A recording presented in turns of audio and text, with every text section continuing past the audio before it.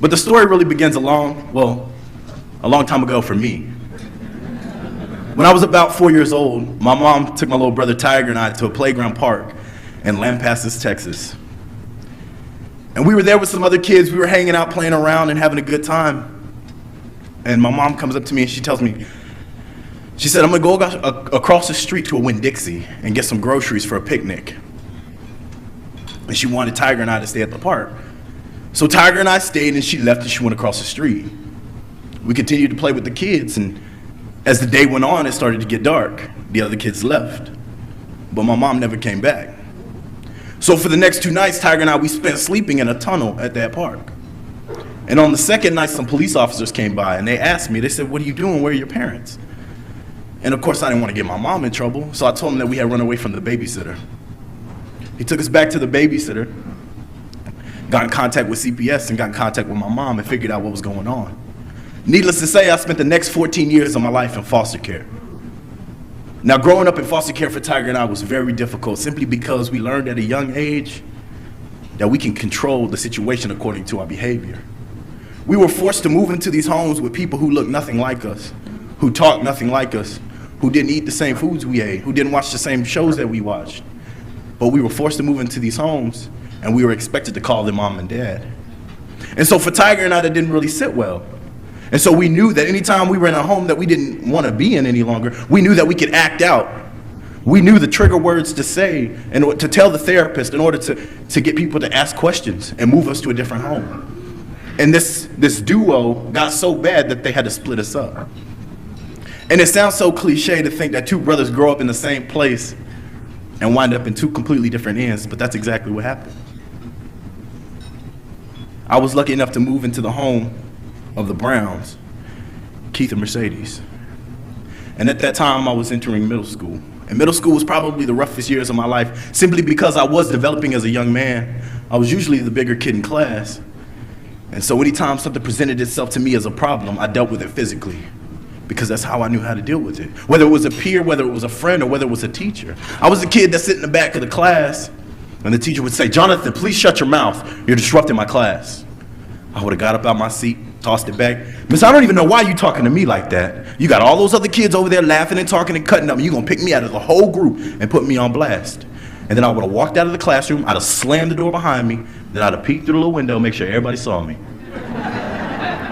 And then I would have walked really slowly to the principal's office saying, please let somebody run into me. Because that was the mentality that I had. I had to fight because there was no way of getting around it.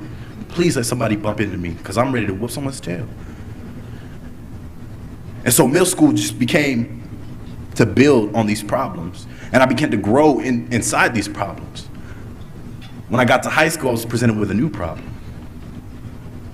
Before high school, let me backtrack a little bit.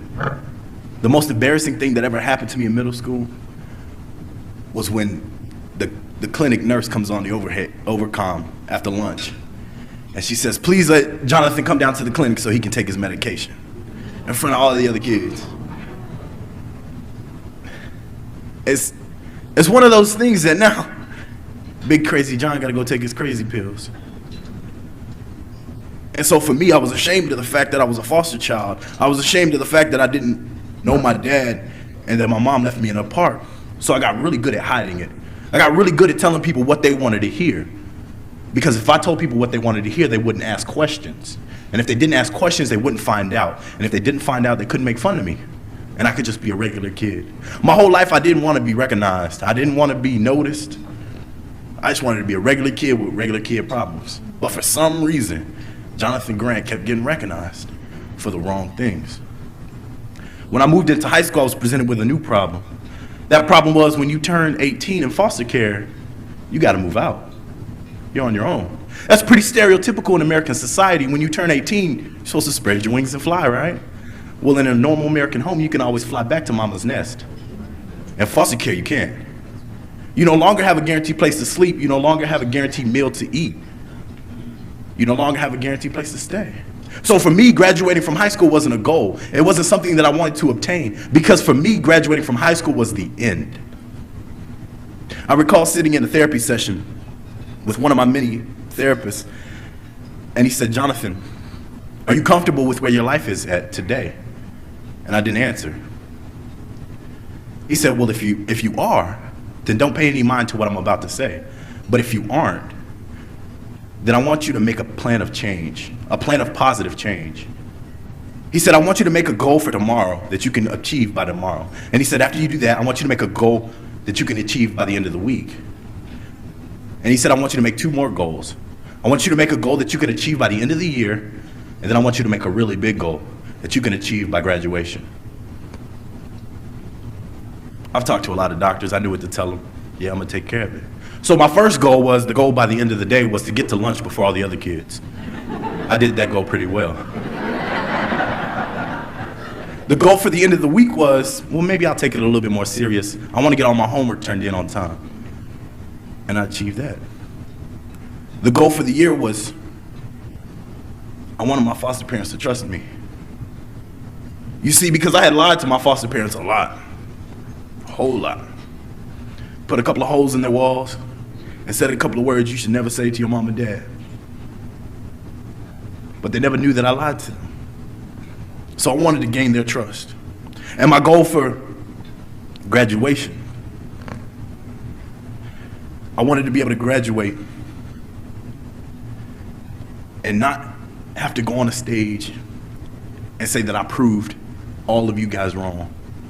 I wanted to go on a stage and say that I proved all of you guys right. Throughout high school, I was presented with this opportunity to get into the AVID class. And believe it or not, one of my teachers nominated me for it. He said, Jonathan, look, this is a good program. It's about getting kids to college. I think you'd be really good at it. So I went into the interview, and Paige Tallman, my AVID teacher, and Linda Good were there, and they were interviewing me. And I was telling them everything that I thought they wanted to hear. And then the conversation kind of got a little serious. You see, I never told anyone outside of the system that I was a foster child because I was ashamed. But I slipped up this one time. Ms. Good asked me, she said, Jonathan, what do you want to do with your future? I said, Ms. Good, I don't have a future. I said, when I turn 18, I don't even have a home. So how can I possibly have a future? And I expected her to feel sorry for me, because that's usually the response that you get when you tell someone something like that. Oh, poor kid, whatever you need, I'll take care of it for you. But I didn't want her to feel sorry for me. And she didn't. She said, you know what, Jonathan, there's gonna be a lot of things in life that you go through, I go through, they go through, we all go through. And she said, but you know what? It's those things that you go through that are gonna make the brighter future for you. Because you know, once you put your mind to something, you had to work to get it. So it's worth something. So it's valuable to you in the end. And she said, Jonathan, those are the types of people that we want in AVID. And then she said, Jonathan, we want you in AVID. And I believed her.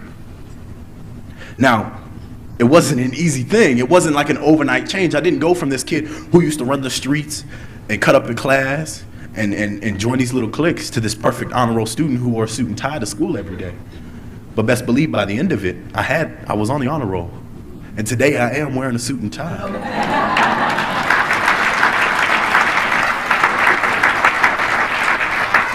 But it was a transition. It was a transition. I learned that maybe I'm not the smartest kid in the class. But you know what? There was something about AVID students that not a lot of people know. We kind of figured it out. You have to learn how to be a good student. Learn how to take good notes, learn how to take good tests, learn how to pay good attention, and learn how to be a good student.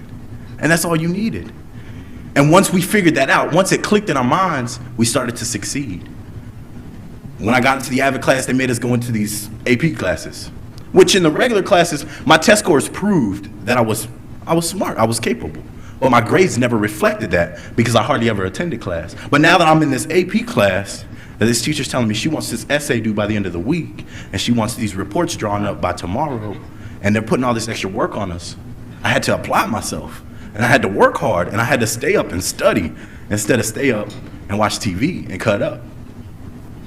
One thing that Ms. Tallman had over me that not very many of my teachers did have was that I was okay with disappointing myself, but I wasn't okay with disappointing Ms. Tallman. I didn't want to disappoint her. Because she was the lady who walked into my AP classes before I even got in there and talked me up so much to those teachers.